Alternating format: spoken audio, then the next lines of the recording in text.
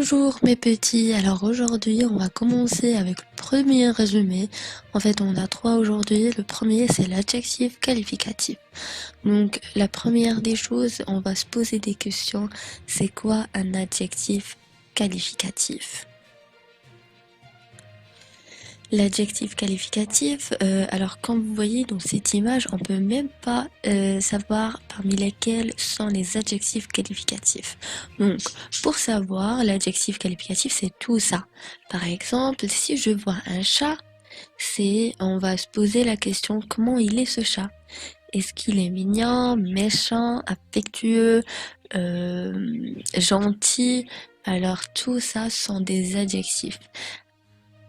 Tous ces mots sont des adjectifs et donc ils permettent de caractériser, permettent à décrire, à qualifier et à préciser le nom.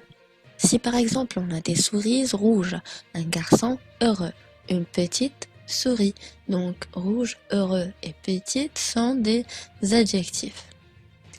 Là, bien sûr, quand vous voyez l'accord de l'adjectif qualificatif, donc ça, on l'a déjà vu, on l'a déjà expliqué, mais c'est pas grave de reparler sur ces choses-là. Donc, l'adjectif qualificatif, il s'accorde en genre et en nombre. Si par exemple on a le féminin, on ajoute un E. Si on a le pluriel, on ajoute un S. Et selon des cas, soit on ajoute un S, soit par exemple on ajoute un X. Donc l'adjectif qualificatif, il s'accorde en genre et en nombre selon l'adjectif et le mot qu'on a. Donc là, comme vous voyez, il y a l'adjectif beau, singulier masculin, beau avec X, pluriel masculin, belle singulier féminin et belle avec S, pluriel féminin. Donc chaque adjectif il change selon le genre et le nombre qu'on a. Par exemple, un petit garçon, l'adjectif c'est petit. Une petite fille, on a ajouté le E. Donc, comme on a déjà dit, l'accord des adjectifs, l'adjectif, il s'accorde selon le genre et le nombre de chaque mot. Maintenant, vous allez me poser des questions. Comment peut-on savoir un adjectif? Donc, un adjectif, on peut savoir en ajoutant un trait avant l'adjectif ou bien avant le mot. Par exemple, le grand méchant loup. Le très grand, très méchant loup. Ça fonctionne, n'est-ce pas? Donc, et on a par exemple les petits cochons roses, les très petits cochons très roses. Très bien. Maintenant, passons au deuxième résumé, le sujet du verbe.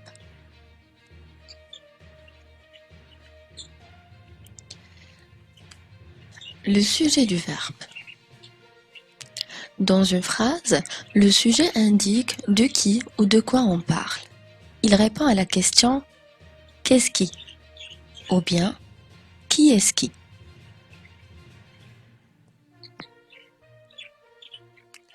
Par exemple, les enfants chantent.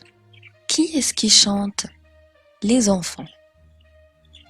Les enfants.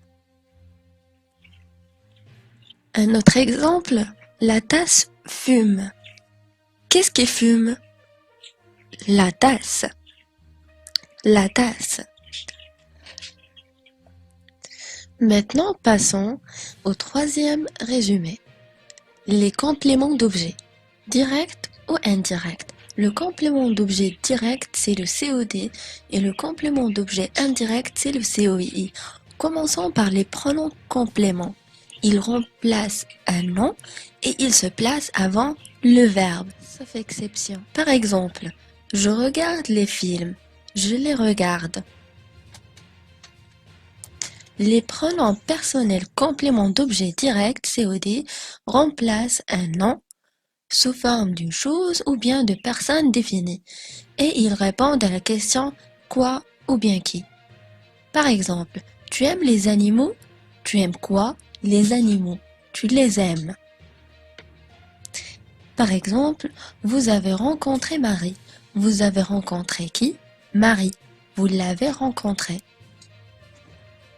Les pronoms compléments directs, COD, sont sous forme de pronoms personnels et leurs pronoms compléments d'objet direct. Je, c'est, me. Par exemple, il m'aime, tu, te, je t'aime. Il, elle, le, la et l'apostrophe, il l'aime. Nous, nous, mes parents nous aiment. Vous, vous, elle vous aime. Il, elle au pluriel, les, il les aime. Me, te, nous, vous représentent des personnes.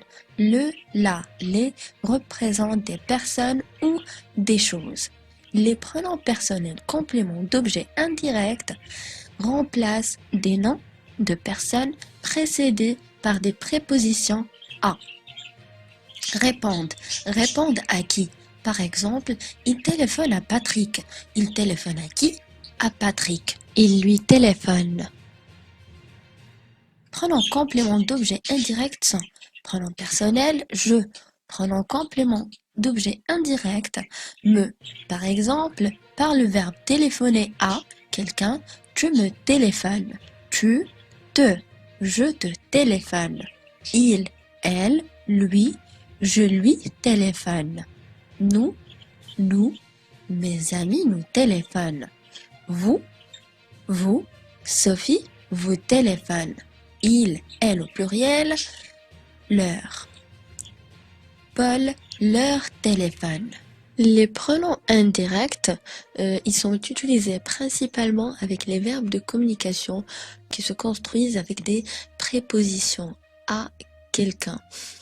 Par exemple, parler à, téléphoner à, demander à, dire à, écrire à, répondre à, faire plaisir à, etc. À la fin, je voulais vous remercier. Merci parce que vous avez consacré du temps pour nous écouter, pour voir cette vidéo. Cette vidéo c'était un petit résumé pour vous rappeler ce qu'on a déjà fait, de vous rappeler les 3 dernières leçons. Et je vous remercie encore une fois et à bientôt. Et n'hésitez pas si vous avez des questions à poser, si vous avez des choses à éclaircir, on est toujours là pour vous. Merci.